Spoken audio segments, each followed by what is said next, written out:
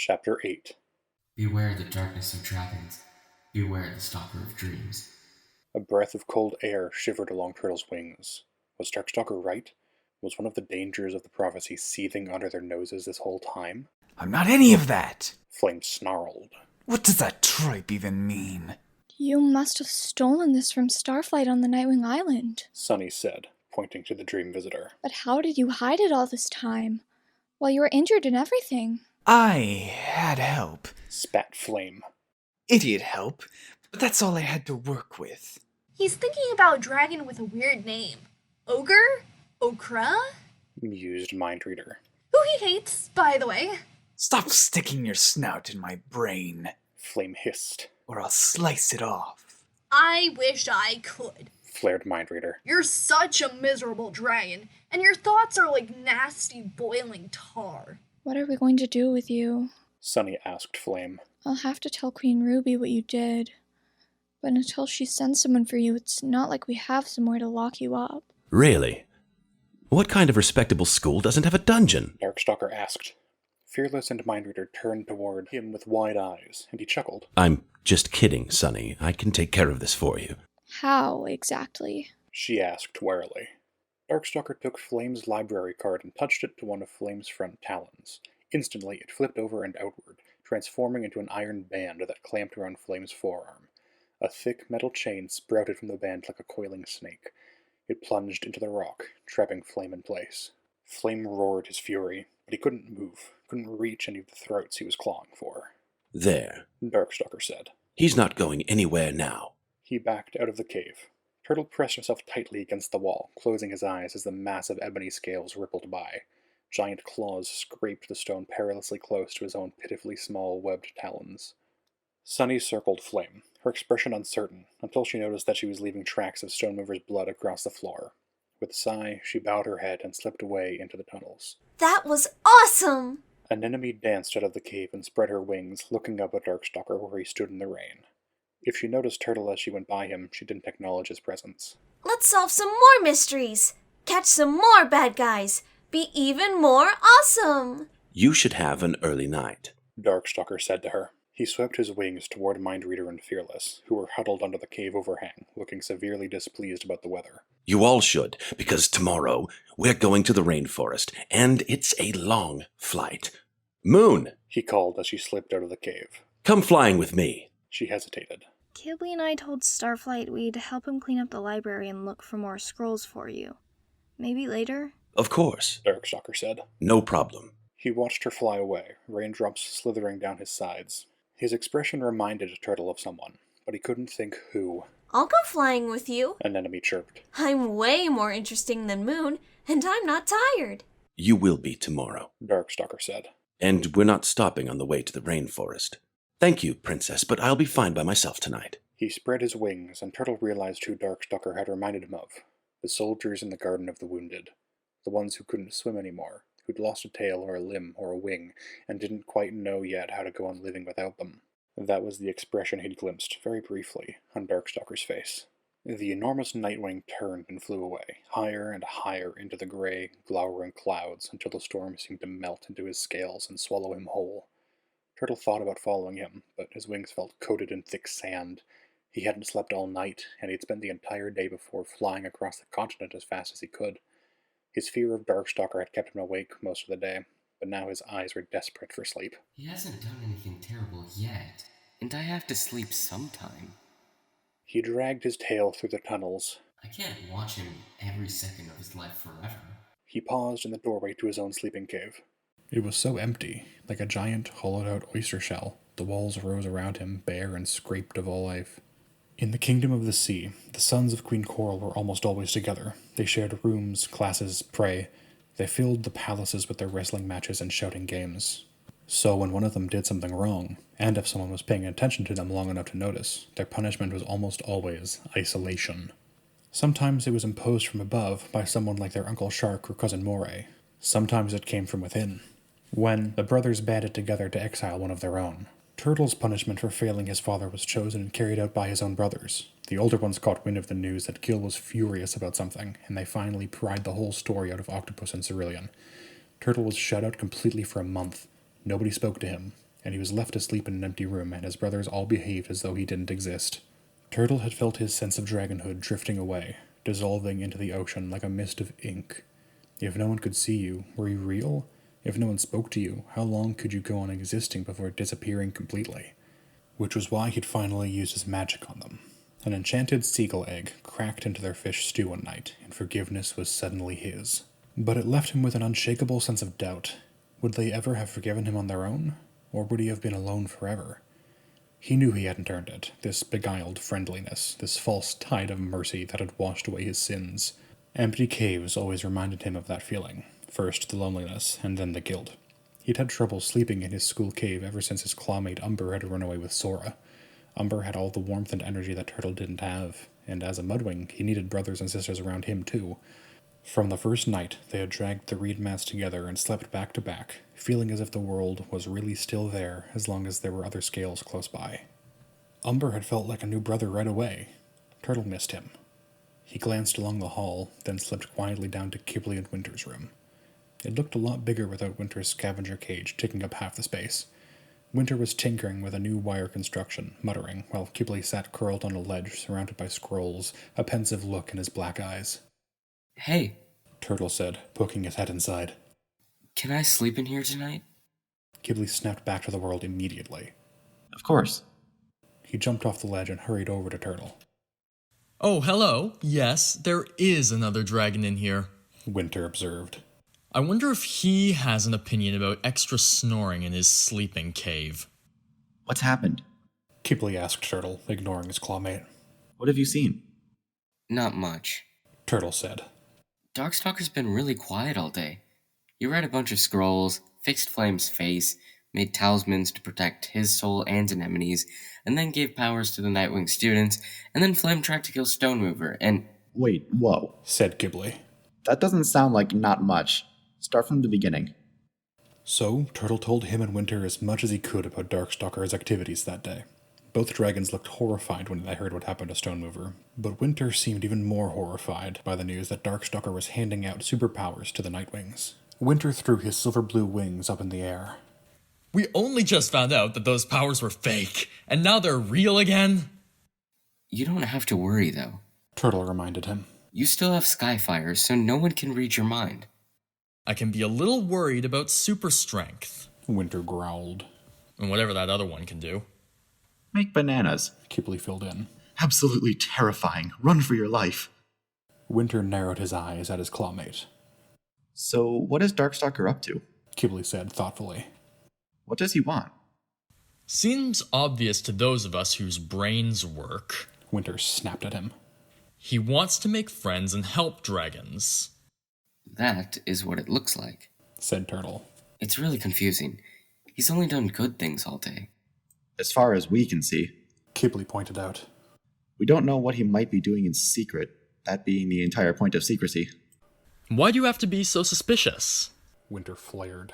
Darkstalker is the one who saved Stonemover. He's a good dragon with a good heart. Also that, said Qibli.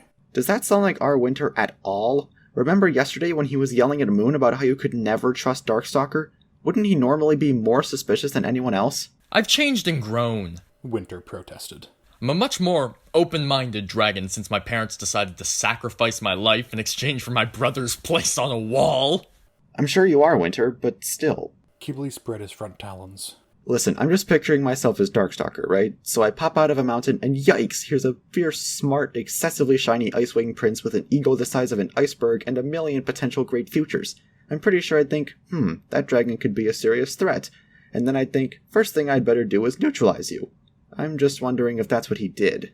Winter ruffled his wings as though he wasn't sure whether to be flattered or offended. Well, stop wondering. I wouldn't know if I was under a spell. Right, of course, said Qibli. With your magic Icewing brain, how exactly would you know, Lord Genius? I don't have to stay and listen to this, Winter said, flouncing out of the cave. Qibli poked his head out the door to watch until Winter was gone, then came back inside and sat down in front of Turtle with a rueful expression. I have a really bad feeling that he's gone to tell Darkstalker about this conversation. He can't tell him about me, though, said Turtle. Or if he does, Darkstalker won't hear it. My enchantment hides me completely from him. I hope. I hope, if I did it right. Which seems unlikely knowing me. Ack. That's clever, said Qibli. How did you think of that? I used this brainstorming method called pure terror. Turtle admitted. It wasn't so much clever as deeply cowardly. How does your soul feel? Like it's still there, Turtle said with a shrug. He wasn't going to talk about the flashes of screaming chameleon in his head, or the way his heart sped up when he thought about how he'd do the same thing again to anyone else who hurt Kinkajou. Would you be willing to do a couple more spells? Qibli asked. If I had powers of my own, I wouldn't ask. Oh, said Turtle. I mean, yes, I suppose so. The problem is I don't know what. I've been thinking about it all day. I should be able to do something useful, shouldn't I? If I could just figure out the exact right thing. Peril wanted me to kill Darkstalker, but I don't think that's possible. And I'm just not the kind of dragon who kills other dragons. I don't want to be. The flashes again. The enchanted scroll case smashing at a chameleon's face, the blood flying, the power tingling in Turtle's claws, the power to punish those who deserved punishing, the power to cause violence with a twitch of one talon. No. That's not me. Plus, what if he actually is good? He hurried on, pushing the images away. Winter's not the only one who thinks so. Peril does, and I think Moon does too. Then it would be really wrong to kill him. So then I wondered if I should do something to protect Anemone from him, right? Just in case. But I don't want to do anything that he might notice, you know? That's the most important thing. I don't want him to suspect there's another Animus out here, just in case he is evil. I don't want him to have any clues that I exist. He shifted his tail, thinking of all the heroes his mother had ever written about, and how none of them would have ever said anything like that. I understand, said Qibli. He took a deep breath. This is something small. I was hoping if you could tell me if there's a spell on me. On you? Turtle said, startled. Remember that little fight I just had with Winter? Qibli said wryly.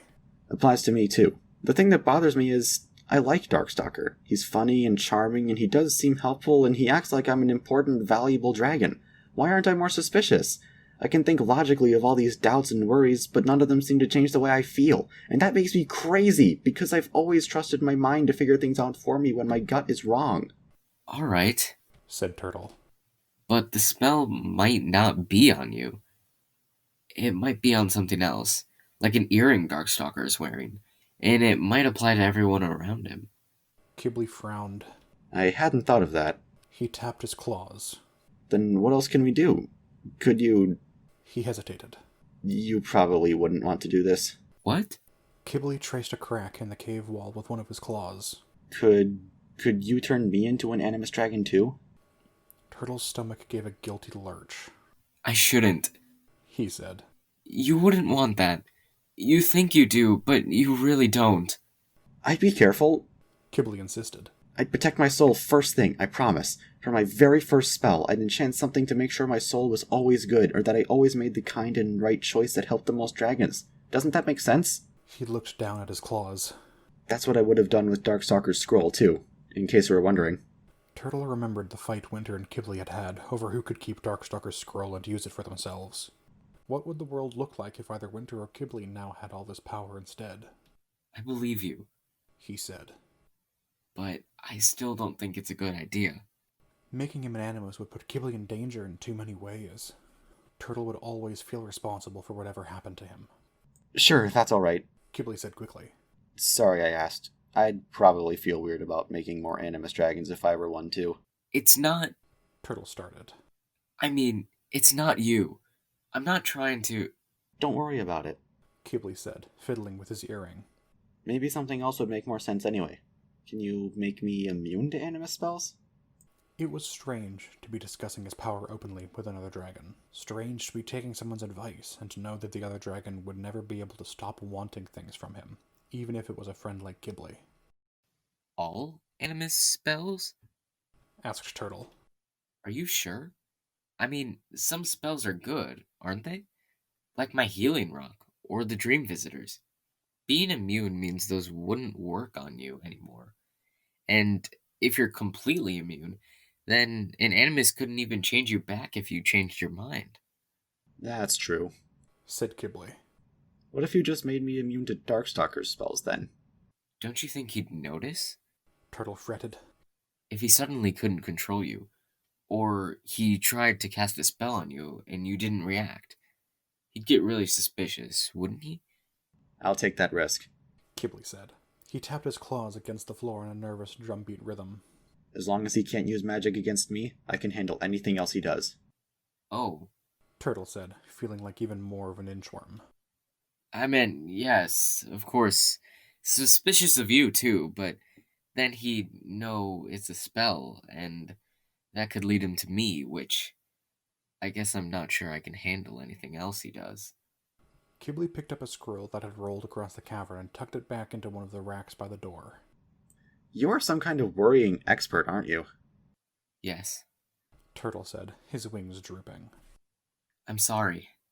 I like to think through everything as much as possible before making any big decisions. That's all right, Qibli reassured him. It's smart, as long as you can also make decisions even when there's not enough time to think about them. Turtle didn't like that idea. It gave him a scrunching feeling in his chest. Listen, Turtle, it's your magic. You're the boss of whether you want to use it. But I look at Winter and I think, that is not the normal behavior of Her Majesty Queen Glacier's nephew, and then I think, what about me? What if I'm acting like a hallucinating sun-baked lizard and I have no idea? You seem normal to me, Turtle said. Does that help? Qibli shrugged and turned away, rolling up another scroll. I need to know my mind is my own, that's all. It's all I have. No superpowers, no fire scales, no royal family. Just me and my brain, if it's working. I am the lowest of cowards. How could I say no to the one dragon who's still willing to think twice about Darkstalker? To my friend, who needs protection. I'll do it, Turtle said. Of course I will. Immune to Darkstalker's spells? That's what you want? Really? Qibli said, his face alight. Yes, that would be amazing. Here, enchant my earring. He took it off and dropped the small gold and amber earring into Turtle's palm. Do you know what you're going to say? Want me to write down some ideas? He seized a scroll and a pot of ink before Turtle could answer and started scribbling on a blank corner. If this works, he went on, we could do a spell like this for Winter too, couldn't we? Sure, Turtle said uncomfortably. Here I go again. Helping my friends, which could mean getting noticed, which will surely lead to getting caught and slowly dismembered by a giant nightmare dragon from the past. There weren't any stories in the scrolls like this. He didn't know quite what role Qibli saw Turtle playing. Helpful wizard? Those often died by the end too. Or maybe in Qibli's story, Turtle was the enchanted fish who granted 3 wishes if you caught him. You've got 2 left, Qibli, Turtle thought wryly. Then I think I turn your nose into a sausage and escape back into the sea. Wait, Qibli said, lifting his ink-stained claw from the scroll. Have you made something to protect your soul yet? No. I mean, I think it's fine. You should do that first, Qibli said. He started absent-mindedly drawing a series of concentric circles around the words he'd written on the scroll. Something like what Darkstalker and Anemone have. That's more important than this. Let's do this first, Turtle said, reaching for the scroll. Since it's all ready to go. It could take me all night to decide how to do the soul spell. He tried to return Qibli's grin. If you're sure, and you're feeling totally non-violent. Turtle read the words carefully a few times, then focused on the small amber teardrop in his palm, glowing like sunlight against the dark green. Enchant this earring to make the wearer immune to any spell Darkstalker has cast, or will cast, whether past, present, or future. Qibli inspected the earring like a poorly drawn map, then picked it up between 2 claws to squint at it. I thought it would get all sparkly or something, he said. See if it makes you feel any different, Turtle suggested. The sandwing slipped it back through the hole in his ear and blinked a few times. Huh. I think so. You think so? Turtle echoed, somewhat disappointed. If he was going to use his magic, he wanted it to make a big, obvious, cool, helpful difference. Qibli started pacing, tipping his head from side to side as though he was resettling everything inside his skull. Let's see.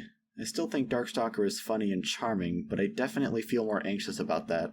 There was this calm, trusting feeling I had before, and that's vanished. Could be a coincidence. Like, all psychological. No.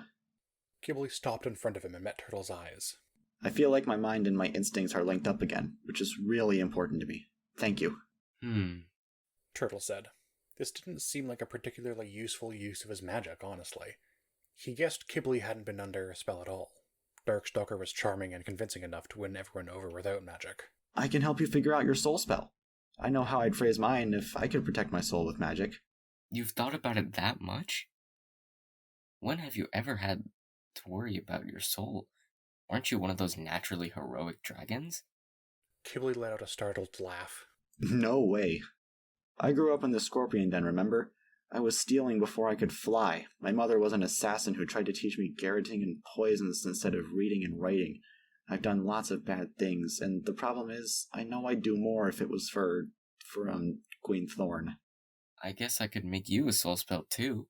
Turtle offered, trying to hide his reluctance. What was wrong with him? Darkstalker was giving out powers all over the place, helping other dragons he barely knew. Why couldn't Turtle be equally willing to share with his closest friends?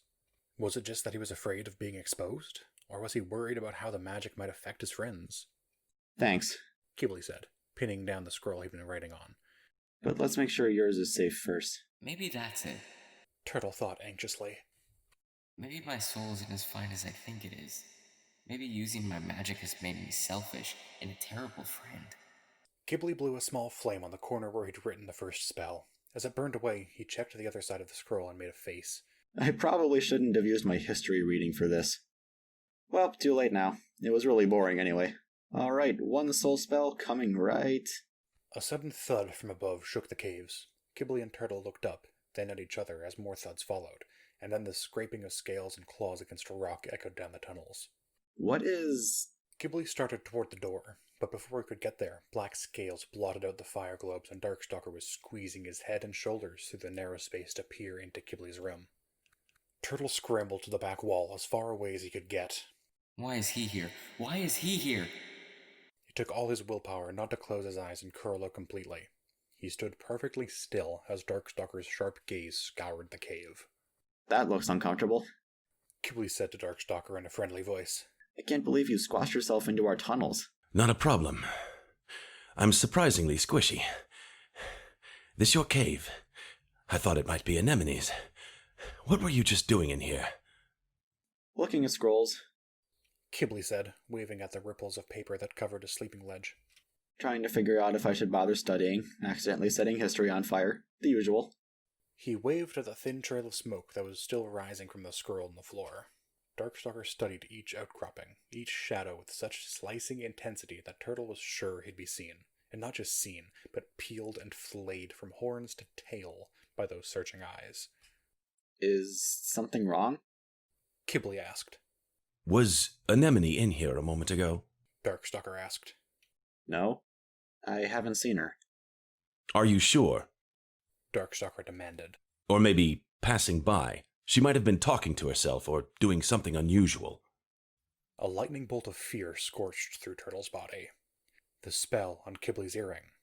Darkstalker showing up only moments later asking about Anemone. He was looking for the source of a spell.